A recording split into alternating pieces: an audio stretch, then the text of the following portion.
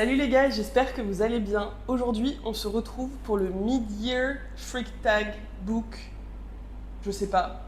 Bref, petit bilan de mi-année lecture parce que j'ai déjà beaucoup lu cette année. J'ai 10 questions auxquelles je veux répondre. J'ai un peu raccourci le truc par rapport à ce qu'il y a d'habitude puisqu'il y a des questions qui résonnaient pas du tout avec moi. 10 questions, une trentaine de livres dont je vais vous parler. Et ensuite, on discute dans les commentaires. Bien sûr, s'il vous plaît, likez, abonnez-vous et parlez dans les commentaires, ça aide énormément la chaîne et moi ça me fait très plaisir de parler avec vous. On va commencer tout simplement par la première question qui est très simple, ou pas. Quels ont été vos livres préférés cette année? Normalement la question est au singulier, mais j'ai décidé de vous parler de 3 livres qui m'ont vraiment touchée et qui restent avec moi depuis que je les ai lus. Il y en a un, c'est un peu de la triche parce que vraiment je l'ai lu il y a 2 jours. Mais je sais que ça va rester parce que c'est un livre qui m'a chla. Et c'est d'ailleurs mon top 1. Mais en attendant, on va commencer avec le top 3. Je l'avais lu dans un vlog où je lis des livres d'auteurs africains, d'autrices africaines d'ailleurs, du Nigeria et du Cameroun. J'adore la littérature nigériane et donc forcément, ce livre devait apparaître dans mon top 3. C'est The Middle Daughter par Chikwa Unigwe.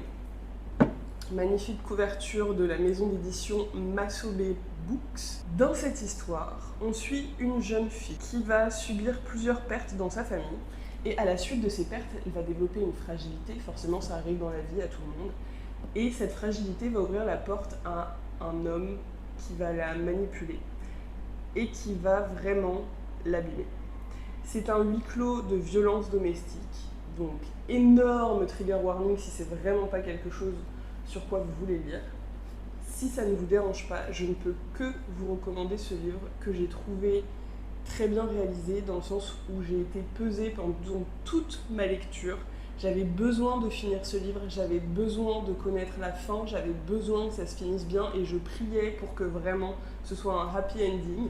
Je ne vous dirai pas comment ça finit, mais c'est très dur et à la fois j'ai trouvé que ça faisait vraiment honneur à ces femmes qui doivent se battre parce que c'est traité avec énormément de délicatesse et de respect vis-à-vis de la victime. Et c'est presque à se demander si elle l'a vécu elle-même parce que j'ai trouvé que c'était très touchant et très bien traité. Donc c'est vraiment un livre que je recommande, c'est un livre que je relirai. C'est parmi mon top 3 cette année, en tout cas jusqu'à présent. J'attends de voir qui le détrônera. Mais vraiment ce livre m'avait subjugué. Toujours de la maison d'édition Masobe Books, donc maison d'édition nigériane, il y a Blessings d'Ibe Chukwuebuka. Et ce livre, je vous en ai rabattu les oreilles pendant les 3 premiers mois de l'année, ou les 3 mois après l'avoir lu, je le mettais dans toutes mes listes, dans tous mes bilans. Il fallait que je vous en parle parce que c'est un livre qui m'a complètement détruite. Oui, on voit un thème dans cette vidéo, j'aime les livres qui me font souffrir. Voilà. Ça fait réfléchir, ça fait grandir, ça ouvre des conversations avec les gens qui nous sont proches, c'est vraiment génial. C'est un livre qui traite d'homosexualité au Nigeria. On suit la vie d'un petit garçon qui est gay et qui va évoluer dans une société qui est homophobe. D'abord homophobe culturellement et puis homophobe légalement. C'est quelque chose qui est extrêmement dur, c'est des sujets qui me touchent énormément et que je trouve totalement injustes. Et c'est pour ça que c'est le livre qui m'a le plus fait verser de larmes de toute ma vie. J'étais en apnée, mais véritable, je n'arrivais plus à attraper mon souffle, je n'arrivais plus à respirer tellement je pleurais. C'était bluffant. Il y a une ligne dans ce livre qui dit que quelqu'un pense souvent à l'amour qui est perdu parce que les jeunes enfants homosexuels, lesbiens, etc. doivent se cacher et du coup ne peuvent pas vivre ces premiers amours du collège, du lycée, de l'adolescence qui sont pleins de pureté et qui sont privés de ça. Et cette ligne, cette réflexion a initié mes larmes qui ne se sont arrêtées que 2 ou 3 heures après avoir refermé le livre. Voilà. Donc si vous avez envie de souffrir, je vous le recommande, mais surtout si vous avez envie de lire sur des expériences qui sont plus éloignées que celles qu'on va pouvoir trouver en France ou au Canada, j'espère. Je ne peux que vous recommander ce livre. Et vraiment, j'ai trouvé ça très beau, très bien fait. Et j'ai trouvé ça très honnête aussi. il y a une réflexion sur l'immigration qui serait un peu présentée comme la solution à tout en général aux personnes homosexuelles en Afrique. Et en fait, oui, je généralise, c'est volontaire, ne vous inquiétez pas. Et en fait, j'ai trouvé que la réponse qui était donnée dans ce livre est très belle.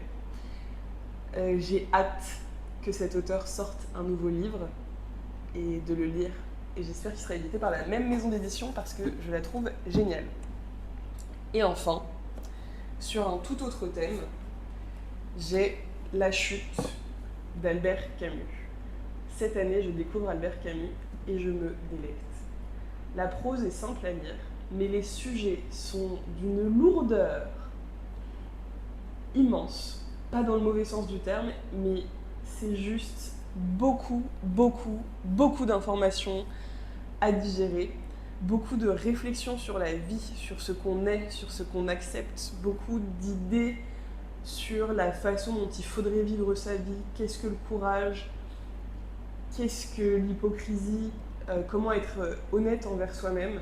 Et ça résonne avec un autre livre dont je vous parlerai plus tard. Mais vraiment, ce livre m'a mis une énorme claque. Je ne veux pas vous raconter de quoi ça parle parce que je pense que ça gâche la lecture. C'est juste un livre qu'il faut lire. C'est vraiment... Enfin, si vous êtes cynique, ça peut vous mettre dans une forte dépression parce que vous allez vous reconnaître dans ce livre et à la fois, quoi de mieux que d'être reconnu en littérature? Je ne sais pas. Être reconnu dans la vraie vie, oui, ça va. Mais vraiment, ce livre est absolument incroyable. Et depuis, du coup, je ne fais que de lire du Camus. En tout cas, tous ceux qui sont dans ma bibliothèque, c'est ma nouvelle mission. Il m'en reste 2.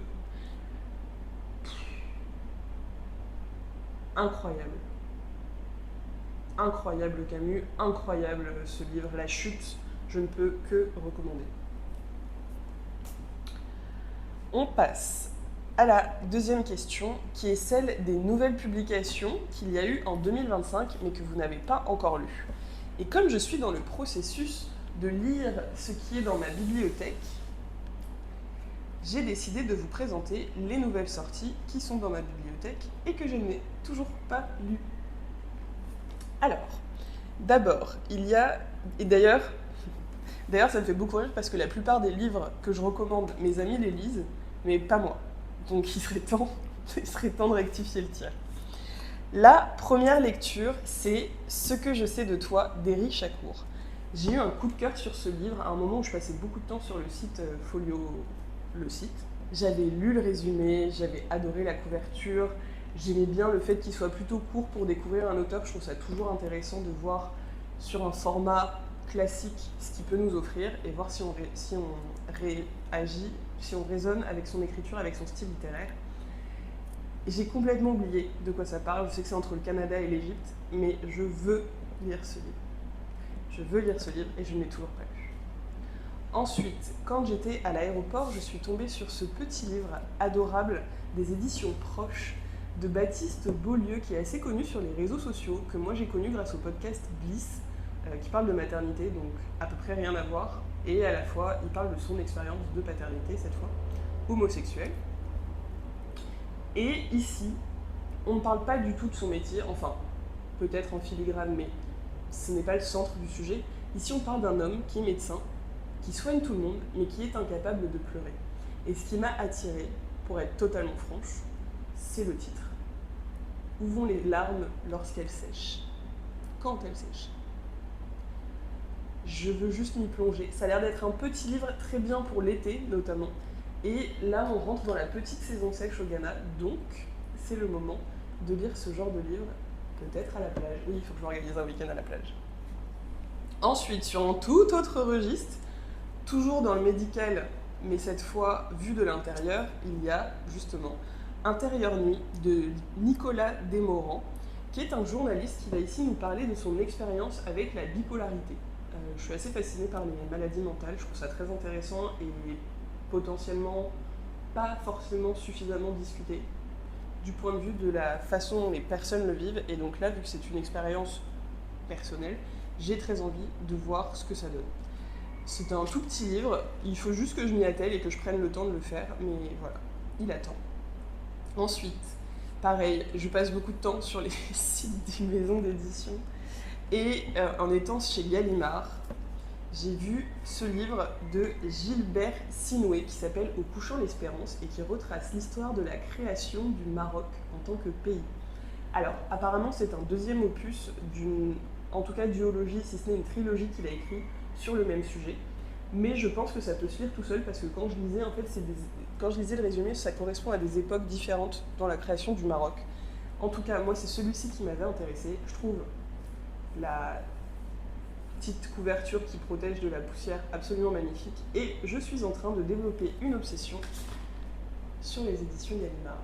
La Meute de Charlotte Belaïch et Olivier Perroux, qui parle de l'organisation de la France insoumise de Jean-Luc Mélenchon et comment son personnage influe la dynamique de son parti, je crois, et un peu tous les outils qui sont mis en place pour gagner de l'électorat, ce qui est le cas de tous les partis. Et en fait, apparemment, ce livre est un peu déprimant parce que, au-delà de la France insoumise, qui est bien sûr le centre de ce texte, on parle des mécanismes politiques et je crois que c'est assez déprimant dans le sens où on se rend compte qu'en fait, ils n'en ont rien à faire de leurs citoyens. Voilà. Mais c'est un livre que je veux lire plus tôt que plus tard parce que les livres politiques en général sont d'actualité pendant un très court temps, je trouve. Et j'aimerais essayer de m'intéresser plus à l'actualité, mais franchement, c'est pas une de mes priorités. On va pas se mentir, ça me déprime beaucoup trop pour ça.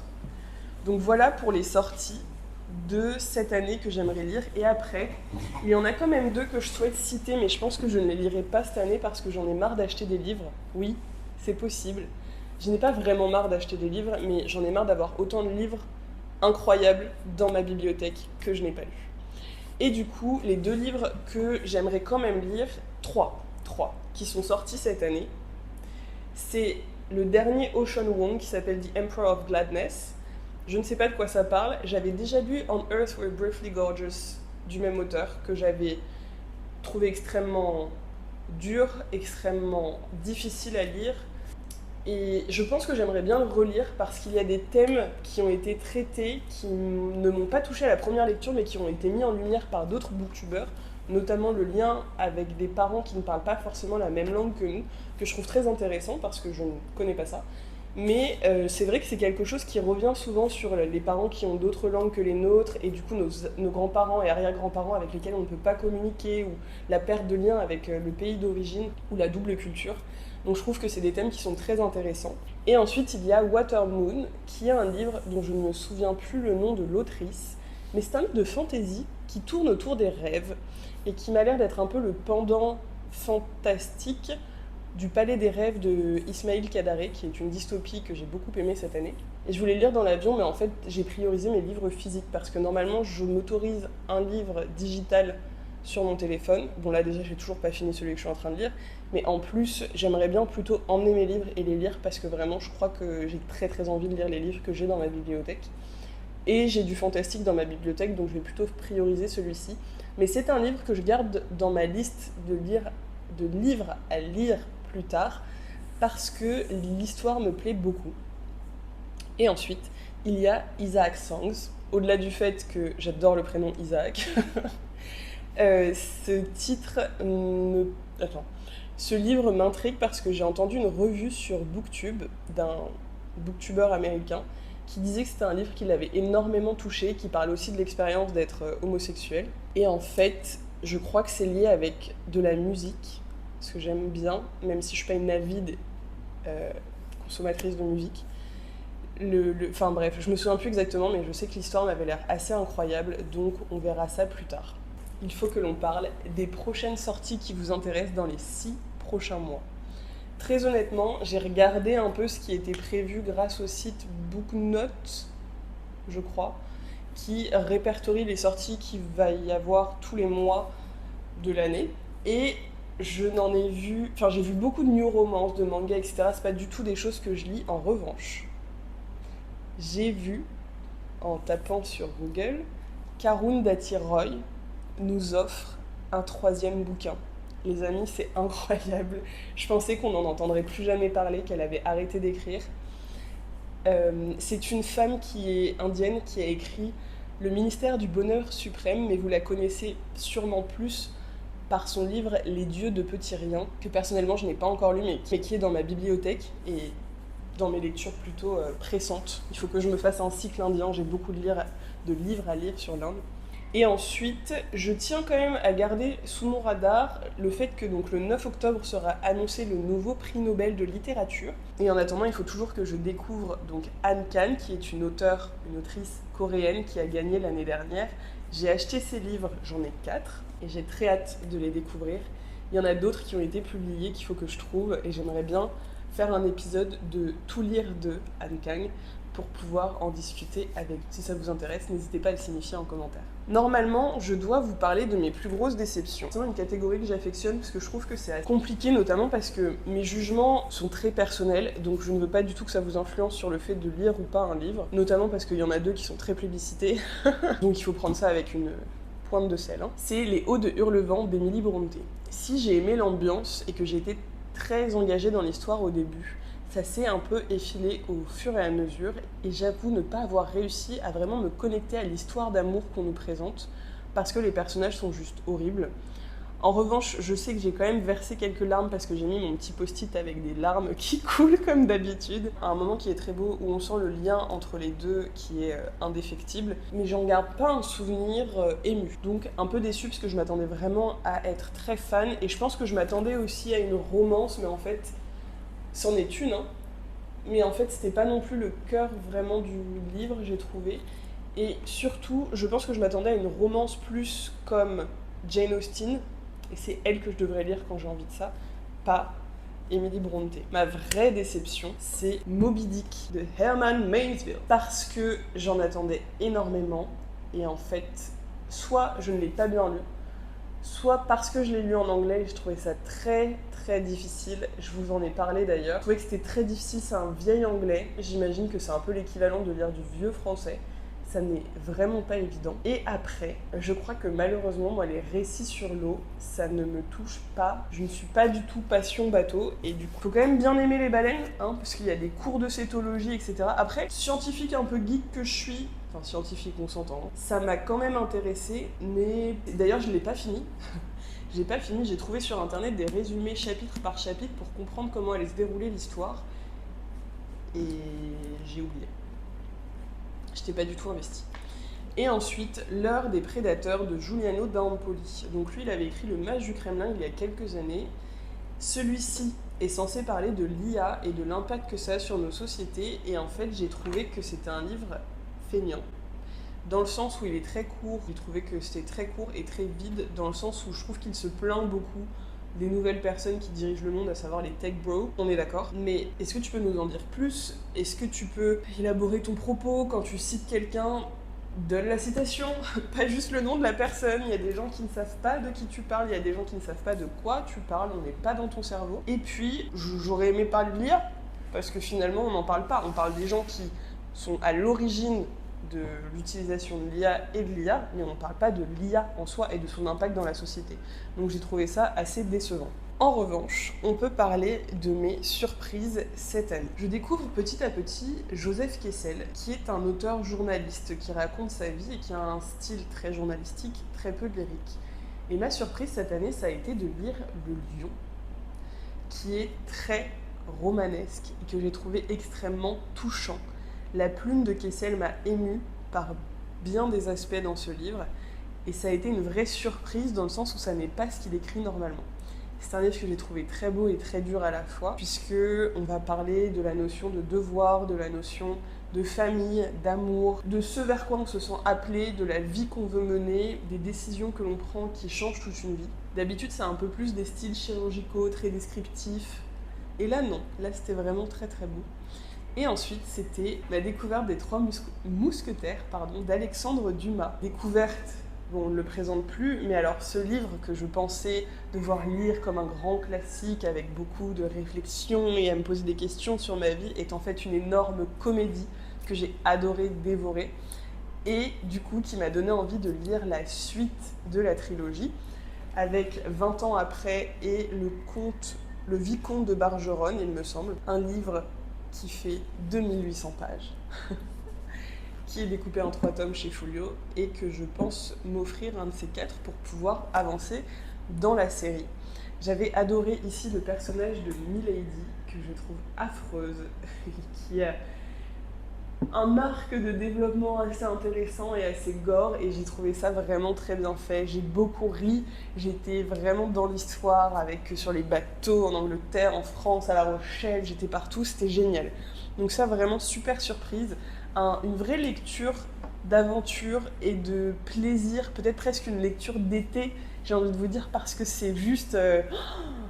Waouh, on rit quoi, c'est une comédie, ça fait plaisir. Avec toutes ces lectures, j'ai donc découvert des auteurs que j'ai envie de garder sous ma coupe et de continuer à lire. D'ailleurs, plus j'évolue dans ma vie de lectrice et plus je me dis que lire plusieurs livres d'un même auteur sur une courte période me permet d'identifier des axes de réflexion, des figures de style, des métaphores qui reviennent tout au long de son œuvre, et je trouve ça très très agréable. Donc je pense continuer à faire ça. Ce sera peut-être un petit peu plus boring pour vous, mais un petit peu plus intéressant pour moi. Et là, très égoïstement, ça reste ma vie, donc voilà. Mais, donc, je vous en ai déjà parlé, il y a Chukwuebuka Ibe, le Nigérien qui a écrit Blessings, que je garde, que j'observe parce que vraiment, j'ai trop envie de lire un autre de ses livres.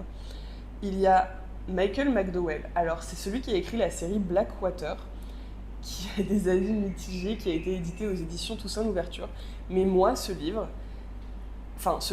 auteur, c'était la première fois que je lisais un auteur qui écrivait, j'ai envie de dire juste pour écrire, parce qu'il a envie de partager des histoires avec nous, mais sans nécessairement de morale, sans nécessairement de grand jugement sur l'humanité, sur la vie. C'est des lectures que je trouve un peu feel good et qui me font vraiment, vraiment du bien, notamment quand on lit des gros pavés qui vous prennent beaucoup la tête, ou des petites claques comme La Chute de Camus qui vous secouent et vous poussent à la renverse. Personnellement, c'est un auteur que j'affectionne beaucoup parce que justement, il m'offre cet échappatoire, ce petit monde gore parce que c'est son style, mais je sais pas, j'aime bien être dedans. Ça se lit facilement, j'aime bien les éditions Toussaint Louverture. C'est des livres qui me font plaisir, donc voilà. Michael McDowell, c'est vraiment... c'est jamais un mec qui fera partie de mon top lecture, mais je pense que c'est vraiment... c'est en train de devenir un auteur doudou. J'ai fini encore un de ses livres récemment, donc je n'en ai plus de lui, et je pense que je vais devoir en racheter, justement parce que je sais que quand je ne sais pas quoi lire, je me dirige vers lui, et voilà, je suis contente. Ensuite, il y a Barbara Kingsolver, ouais, qui a écrit donc de la duologie de la famille Grier, dont je vous ai parlé un peu plus tôt dans l'année, quand j'avais fait un Qu'est-ce que je vous sers, un épisode de Qu'est-ce que je vous sers, où je lisais donc les livres que l'on m'avait prêtés, et ça a été une énorme découverte pour moi, qui m'a beaucoup fait rire d'ailleurs parce que j'avais déjà dans ma bibliothèque un livre d'elle que je n'ai pas encore lu, et qui m'a donné envie d'en lire plus. Elle a notamment, l'année dernière, écrit un livre qui s'appelle Damon Copperhead, qui est une réécriture de David Copperfield, et donc j'ai envie de lire les deux ensemble et de voir comment ça s'agence, et ce sera très probablement un épisode de lecture XXL, donc restez branchés là-dessus. Honnêtement, je pense pas avoir le temps cette année, parce que David Copperfield, c'est énorme, et Damon Copperhead, il est très long aussi. Donc bon, voilà. Mais c'est quand même un projet qui me tient à cœur, donc ça, je vais le faire, c'est sûr. Et ensuite, il y a Albert Camus, parce que là, vraiment, je crois que c'est en train de devenir un de mes auteurs préférés. Au-delà de mes auteurs favoris, de mes nouveaux auteurs favoris, j'aimerais faire un petit shout-out à mes auteurs qui restent mes auteurs favoris. Arundhati Roy, Chimamanda Ngozi Adichie, Alexandre Dumas, Victor Hugo, Léon Tolstoï. Ce sont des gens dont j'ai envie de tout lire, contemporains ou non, qui m'intriguent énormément par leurs écritures. Et à chaque fois, j'oublie de parler de Ayobami Adebayo, qui m'avait retourné le ventre aussi avec Ce que je sais de toi, et dont je n'ai toujours pas lu le dernier livre. On y reviendra plus tard. Donc voilà, c'est bien d'avoir de nouveaux auteurs, mais c'est bien aussi de se rappeler aussi de ceux qui nous ont fait tomber amoureux de la lecture, qui nous ont apporté des bons moments, et de continuer à découvrir leur œuvre. Il y en a une autre comme ça, qui est une autrice coréenne, Kim Ji-young, née en 1982, et résidence à... Elle s'appelle Cho Nam-jo, et j'avais tellement aimé Kim Ji-young, née en 1982, que dès que j'ai vu qu'elle avait un nouveau livre qui était sorti, je l'ai tout de suite acheté. Et quand j'ai dit à ma mère qu'elle avait un nouveau livre, elle me dit « Ah mais oui, t'avais adoré ce livre, je m'en souviens, t'en parlais tout le temps !» pour vous dire à quel point c'était resté avec moi. Donc il y a des auteurs comme ça, ce qu'on pourrait acheter des auteurs qu'on achète automatiquement. Je commence en fait à sentir que j'ai une liste d'auteurs vers qui je tends quand je ne sais pas quoi lire, quand j'ai envie d'être quasiment sûre d'aimer ce qu'on me propose, quand j'ai envie d'être transportée dans certains univers, et je trouve ça assez enthousiasmant. Plutôt de vous parler des livres qui m'ont fait pleurer et des livres qui m'ont rendue heureuse, j'ai envie de vous parler des émotions fortes que j'ai vécues en lisant certains livres. D'abord, il y a eu l'injustice avec Blessings et avec Crime et Châtiment. Blessings, donc comme je vous l'ai dit, c'est une injustice sociale, de négation de la possibilité d'être ce que l'on est. Et l'injustice dans Crime et Châtiment, c'est celle du personnage de Sonia. Bon, ici, je ne vais pas entrer dans les détails, mais vous avez bientôt un vlog qui arrive sur ma lecture de Crime et Châtiment où je deviens folle. Par contre, c'est un full spoiler, donc si vous ne l'avez pas lu, je ne recommande pas. Si ça ne vous dérange pas, allez-y, les yeux fermés. Ce personnage a pour moi l'arc de développement le plus pété. Non mais le plus injuste, elle est vraiment... c'est lourd. C'est très très lourd et ça m'a beaucoup touchée et plus j'y pense, plus ça m'oppresse.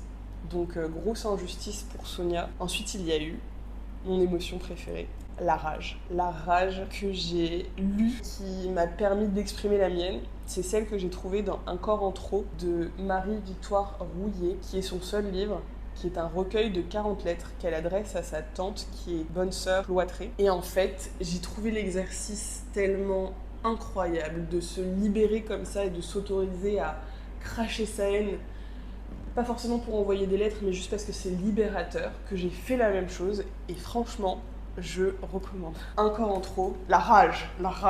Lisez ce livre, écrivez des lettres de haine que vous n'enverrez jamais, parce qu'on n'a pas besoin de faire souffrir les gens inutilement, mais... La notion donc d'oppression que j'ai ressentie avec The Middle Daughter dont je viens de vous parler, mais aussi dans Crime et Châtiment où j'avais l'impression d'être bloquée dans cette histoire et il fallait absolument que j'en sorte. Ça a été des émotions très fortes, très difficiles à vivre et j'avais l'impression de devenir folle avec les personnages, donc c'était vraiment assez immersif comme expérience. Et après, des livres qui m'ont rendue heureuse. Cher Monsieur Germain, qui est une collection de lettres entre Albert Camus et son professeur qui lui a permis de devenir ce qu'il était à l'époque. Notamment, on a les lettres qu'il s'envoie au moment où Albert Camus reçoit son prix Nobel de littérature. Et rien que d'en parler, j'ai envie de pleurer. C'était tellement beau. Ce genre de lien, de personnes qui vous changent la vie et à qui vous êtes capable de l'exprimer et vous aiment pour ce que vous êtes, pour ce que vous avez été, c'est juste... bouffée d'amour quoi, c'était incroyable. Toujours dans l'amour, il y a Lettre à D d'André Gorz qui est presque un requiem d'excuses pour sa femme à qui il pense qu'il n'a pas rendu hommage. C'est plein d'humilité, il fait preuve d'énormément de douceur envers lui et envers sa femme tout en présentant ses excuses pour les propos qu'il aurait tenus et qui le dérangent. C'était très beau et la phrase d'introduction m'a fait pleurer, la phrase d'introduction. À propos d'amour de Bellux, qui n'est pas terminé comme vous pouvez le voir à mon magnifique marque-page, mais qui est en train tout simplement de changer ma vie. Que ce soit de l'amour pour vos amis, vous-même, votre partenaire, votre famille, vos enfants, toutes les formes d'amour, la planète, votre environnement, votre vie, c'est juste bluffant. C'est difficile pour moi d'en parler parce que je pense que c'est un livre qui se vit et je pense que je n'avais jamais lu un livre de développement personnel, un essai qui a autant d'impact sur moi, peut-être juste parce qu'il m'a trouvé au bon moment aussi. Mais vraiment, donc ça ne se voit pas parce que je mets plus de petites tables, mais toutes les pages sont cornées, surlignées, soulignées. Je retourne à certains chapitres parce que parfois, vous savez, quand on lit des choses et qu'on les repousse, c'est sûrement qu'il y a un truc que ça va gratter en vous qui vous met mal à l'aise, mais c'est sûrement le truc sur lequel il faut travailler, donc je fais cet effort d'aller gratter ces choses en moi qui me mettent mal à l'aise, qui me rendent inconfortable, et j'ai eu d'énormes moments de ouah, waouh, eureka en lisant ce livre, je m'en délecte. Intermezzo de Sally Rooney. Ah là là, l'amour sous toutes ses formes, l'amour inachevé, l'amour conditionnel qu'on peut avoir envers soi-même, le deuil, le futur, la projection, les crises existentielles, toute la vie dans un livre. Ah, ce livre, j'y avais consacré une vidéo entière parce que j'étais tellement subjuguée par la qualité de l'écriture. Et j'étais tellement énervée que les gens réduisent ce livre à... Elle n'a pas utilisé de marque de guillemets quand elle écrivait les dialogues. Mais les gars, lisez les dialogues, on s'en fiche. Ça fait partie du style. Enfin, je veux dire, quand vous avez un Camus qui vous fait un monologue, vous n'êtes pas en train de dire qu'il n'y a pas de guillemets. On s'en fiche. Je m'énerve. Mais juste parce que c'était tellement plus grand que juste les guillemets, tellement superficiel comme réflexion. Je comprends, c'est difficile. Franchement, à lire, c'est pas évident. Mais ça en vaut tellement la peine. Et ma petite BD câlin, mon petit roman d'apprentissage moyenâgeux, Aldo Brando, acheté au détour d'une caisse à une librairie spécialisée dans les BD et qui parle justement d'un petit gars qui est hyper enfermé et qui a besoin d'aller sauver quelqu'un, la seule personne en qui il tient. C'est un roman graphique qui se passe au Moyen-Âge, qui a des illustrations faites à l'aquarelle qui sont absolument adorables. Les expressions sont représentées avec des petites touches de rouge sur les joues, enfin c'est juste génialissime. Et à chaque fois que je le lis, donc je l'ai lu 2 fois jusqu'à présent, mais à chaque fois je me suis dit « Oh, c'est trop mignon, j'ai trop envie de le relire !» Donc je suis ravie de l'avoir et j'ai hâte de le relire un peu plus tard. Sûrement l'année prochaine. Voilà. Ensuite, pour les plus beaux livres que j'ai achetés ou que j'ai reçus cette année, je vais vous les faire dans l'ordre et je vais insérer un petit clip pour vous montrer de plus près à quoi est-ce qu'il ressemble. D'abord, il y a Le Monde selon Gap de John Irving et je ne peux pas vous expliquer pourquoi parce qu'elle est assez simple quand même cette couverture. Mais l'écriture, le orange, m'avait absolument subjuguée dans la vidéo de la cicatrice littéraire à un moment où elle le lit. Et je m'étais dit, déjà le livre m'intéresse, mais alors je veux cette couverture. Ensuite, il y a un livre qui m'a été offert, qui parle d'une histoire d'amour et de crime, mais surtout d'un voleur d'art qui va parcourir l'Europe pour embellir son quotidien. C'est tiré d'une histoire vraie et j'ai extrêmement hâte de le lire. Ensuite, aux éditions Finitude, qui sont des éditions françaises tenues par une gentille dame et son époux, ainsi qu'un stagiaire à mi-temps, si je me souviens bien, que j'ai eu la chance de rencontrer au Salon du Livre. Nous avons un livre aussi joli que son titre, Que les étoiles contemplent mes larmes, qui est le journal d'affliction de Marie Shelley, après avoir perdu son mari. Celui-ci, je l'ai offert à mon copain. C'est Les carnets de la mer Rouge sur les chemins de Montfred de Philippe Delord.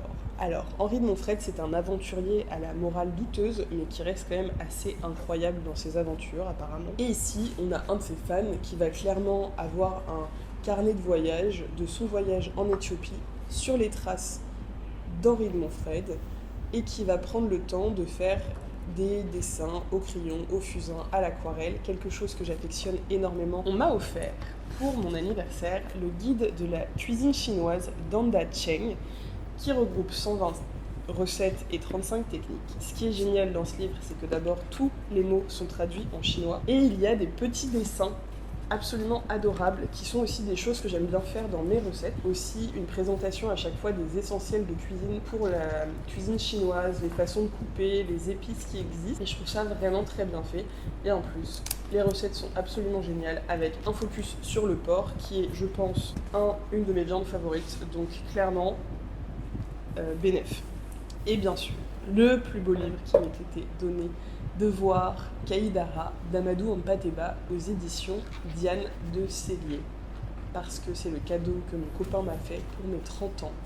Et je vous laisse juste admirer cette beauté avec les peintures d'Omar Ba qui ont été commanditées pour illustrer ce très bel ouvrage que je n'ai pas encore lu, mais auquel je vais consacrer quelques heures et dans lequel je vais me plonger parce qu'il parle des récits oraux, de la culture orale, parce que je n'ai encore jamais lu, malheureusement, Amadou Mpateba et que c'est un auteur qui m'intéresse beaucoup, qui a beaucoup marqué en fait l'histoire de la littérature ouest-africaine. J'ai très envie de le découvrir et quelle plus belle façon de le découvrir qu'avec ces magnifiques éditions. Voilà pour les plus beaux livres de cette année. Alors là, c'est vraiment 2 questions pour lesquelles j'aimerais avoir vos réponses. D'abord, les livres que vous voulez lire avant la fin de l'année. Quels ont été vos plus beaux accomplissements littéraires du début des 6 premiers mois de l'année? Ça m'intrigue énormément. Alors, pour les livres que j'aimerais lire avant la fin de l'année, c'est extrêmement ambitieux. Je sais.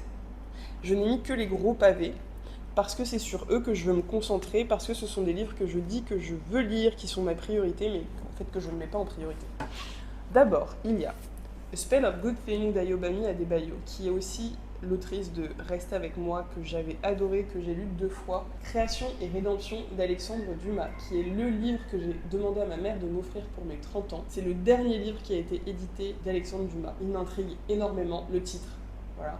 Je vous renvoie à ma vidéo de 30 livres pour mes 30 ans, il est dedans et vraiment j'ai très envie de le lire. Le Maître et Marguerite de Bulgakov, qui devrait me plaire parce que quelqu'un qui me connaît bien me l'a recommandé, donc j'ai très envie de le découvrir. Résurrection de Tolstoï, parce que Tolstoï me manque et j'ai envie de trouver un autre de ses romans longs qui me plaît, comme Anna Karenine a pu me plaire, et j'espère que ça ne fera pas un flop comme Garipay. Les frères Karamazov de Dostoïevski. Crime et châtiment m'a rendue folle. Et je veux voir ce que les frères Karamazov vont faire sur moi. Mais je suis pas sûre de pouvoir le faire maintenant. Donc, j'hésite entre lire celui-ci d'abord, ou Les Misérables de Victor Hugo, qui est le livre qui est en top de ma liste parce que Hugo me manque, parce que j'ai besoin de ces mots dans ma vie. Et du coup, je crois que je vais échanger. Et même si à la fin de mon vlog sur Lecture XXL, je vous dis que je vais lire Les Frères Karamazov, en fait, je vais lire Les Misérables. Mes accomplissements lecture cette année, c'est clairement d'avoir pris mon courage à deux mains et de vous partager ma passion pour la lecture et de recevoir tout ce que vous me dites, vous, sur les livres, sur l'appréciation que vous avez ou pas des vidéos. C'est vraiment génial. C'est une expérience incroyable, je recommande à tout le monde. Si vous avez des idées de contenu qui vous intéressent et que vous aimeriez me voir partager, n'hésitez pas à me le dire en commentaire, sur Instagram, en message, peu importe. C'est vraiment un plaisir. Je trouve ça aussi très cool parce que cette chaîne m'a permis de me focaliser sur la lecture des gros romans avec la création de ma série Lecture XXL, dans laquelle je vous partage du coup mes expériences de lecture sur les gros bébés, mes petits mammouths. Et puis, je suis très contente de 1. Lire ce qu'il y a dans ma bibliothèque, 2. Je suis très contente d'avoir rempli ma bibliothèque avec des livres qui me chamboulent, qui me correspondent, qui sont vraiment des livres que j'ai envie de lire, et 3. De relire les livres, de prendre le temps de relire les livres. Et même si je suis toujours quand même dans une course à la découverte, à vouloir lire plus de livres parce que j'en ai plein, mais des milliers que j'aimerais lire, je prends quand même le temps, parfois, de relire un livre par-ci, un livre par-là, et ça fait vraiment plaisir. Pour mes envies de fin d'année. Alors, d'abord, j'aimerais acheter, parce que oui, je vais continuer à acheter des livres, mais moins. J'aimerais acheter Les Piliers de la Terre de Ken Follett. Je suis fan de Notre-Dame de Paris de Victor Hugo, et du coup j'ai envie de lire un livre qui a été inspiré de cette œuvre, qui est Les Piliers de la Terre de Ken Follett. J'ai envie de m'acheter plus de livres de Michael McDowell, parce que c'est une lecture doudou, et j'ai besoin d'en avoir dans ma bibliothèque. J'ai envie d'acheter Le Procès, le Château et la Métamorphose de Kafka, parce que ce sont des livres que j'ai envie de lire, notamment Le Château. Il faut que je le lise. Et j'ai envie d'acheter tout Racine. J'ai envie de lire tout son théâtre. Vraiment, c'était tellement délicieux de le lire, de le relire, de le relire, de le relire, de le relire. Tellement beau. Et j'ai envie de lire plus de romans de Camus et peut-être de découvrir plus de ses pièces également. Ensuite, mes objectifs autres qu'achat, mais plutôt lecture, ça va être de lire mes étagères et de me plonger dans l'œuvre d'auteurs dont j'ai plusieurs livres. Je pense à Toni Morrison, je pense à Tolstoï, je pense à Dumas, je pense à Hugo. En fait, j'aimerais bien aussi lire les deuxièmes livres des auteurs dont j'ai bien aimé le premier. Donc Ayobami Adebayo, Small Words de Caleb Nelson Azuma, il y a Jacaranda de Gaël Faye, il y a Tomorrow I Become a Woman dont je ne me souviens plus le nom de l'autrice, mais j'avais adoré le deuxième opus et je n'ai pas lu le premier. Donc voilà, tout ça c'est des petites séries de livres que j'aimerais lire, et en fait il faut juste que je me dise ok vas-y. Mais pareil, il faut que je me fasse une session de lecture indienne, il faut que je me fasse une session de lecture africaine. J'aimerais lire un texte philosophique en entier, et là je pense particulièrement à La vieillesse de Nicole de Beauvoir. Oui, Je pense notamment à La vieillesse de Simone. de Beauvoir, qui est un énorme pavé, et je ne suis pas du tout versée en philosophie, je trouve ça très difficile d'accès. Mais voilà, donc j'aimerais en lire un. Et ensuite, j'aimerais continuer à avancer sur la liste des livres que je veux lire pour ma 30e année, et des livres que je veux lire avant ma mort. Oui, parce que j'ai ça. D'ailleurs, peut-être que je devrais vous faire une vidéo là-dessus, ce serait intéressant, et peut-être que je devrais la mettre à jour. Mais en fait, j'ai pas envie de la mettre à jour, parce que j'aimerais bien finir d'abord celle que j'ai, et ensuite potentiellement penser à autre chose, et ce serait pas mal parce que je pense que je la finirai d'ici 2-3 ans quand je m'autoriserai à acheter plus de livres. Après, en termes d'achat de livres, donc je vais en acheter encore quelques-uns en juillet, et après ça, j'ai décidé que je pourrais acheter un livre pour 15 livres lus. Ok. L'idée, c'est vraiment de faire baisser les livres non lus dans ma bibliothèque et de pouvoir faire quelque chose que j'aime faire normalement, c'est-à-dire aller acheter 2-3 livres, les lire, retourner en librairie, les lire, retourner en librairie, les lire et fonctionner plus comme ça que par des gros achats. Après, la situation fait que j'habite au Ghana, j'aime lire en français, notamment des classiques. Pour moi, ça n'a aucun intérêt d'aller lire du Alexandre Dumas traduit en anglais. Donc, je fais des stocks. Mais j'ai peut-être un peu surstocké. En attendant, je vous souhaite de bonnes lectures. J'attends tous vos commentaires pour qu'on puisse parler de vos objectifs, de vos meilleurs livres, de vos pires livres, de livres que vous avez vus traîner ici. Et toujours, je suis ravie de discuter avec vous, peu importe le canal, Instagram, YouTube. Je vous retrouve la semaine prochaine. Bye bye!